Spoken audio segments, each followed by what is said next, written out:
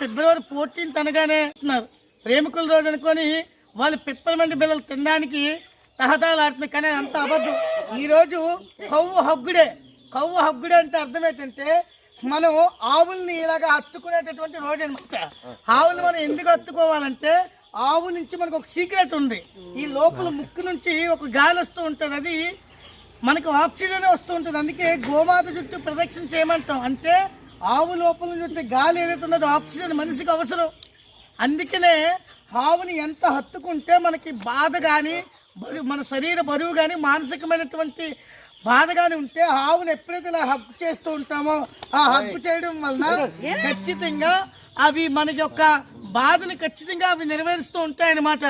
అదేవిధంగా ఈరోజు lovers day కాదు, ఈరోజు పేరెంట్స్ వర్షిప్ డే. అంటే తల్లిదండ్రులు పూజించే రోజు.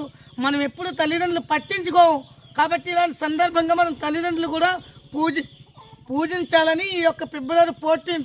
కానీ మీరు అపోహలు పడిపోయి మీ జీవితాలు నాశనం చేసుకొని తల్లిదండ్రుల యొక్క ఏదైతే మనల్ని కని పెంచినటువంటి వాళ్ళ యొక్క మనశ్శాంతి లేకుండా మీరు వాళ్ళ యొక్క పరువు తీసి బజార్లో పెడుతున్నారు. కాబట్టి యువకులందరూ కూడా దయచేసి ఆవులను హత్తుకోండి. దయచేసి ఆవులను హత్తుకుంటే మీ యొక్క ఆరోగ్యంగా ఉంటారు.